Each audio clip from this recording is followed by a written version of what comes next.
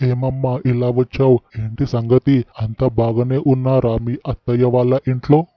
మా అత్తయ్య వాళ్ళ ఇంట్లో అందరూ బాగానే ఉన్నారు. మీరు ఎలా ఉన్నారు? బాగున్నారా? బాగున్నా. ఇంతకీ నువ్వేంటి ఇలా వచ్చావు? నాతో ఏమన్నా పని ఉందా ఏంటి?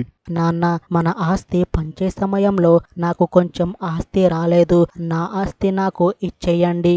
ఇంకా నీ ఆస్తి ఎక్కడి నుండి వచ్చిందమ్మా? ఇంకా నీకు ఒక్క రూపాయి కాదు కదా, ఒక్క పైసా కూడా లేదు మా దగ్గర నీకు ఇవ్వడానికి.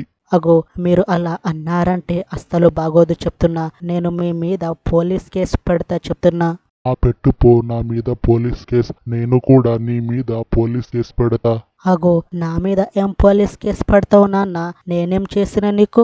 నీ పెళ్లి కోసం అని 2 ఎకరాలు అమ్మేశా. అది చాలక 1,00,000 అప్పు తీసుకున్నా. ఇప్పుడు నేను మీ అన్న ఆ అప్పు తీర్పుతున్నాం. నువ్వు కూడా వచ్చి ఇప్పుడు ఆ అప్పు తీర్చు, లేకపోతే నేను నీ మీద పోలీస్ కేసు పెడతా చెప్తున్నా.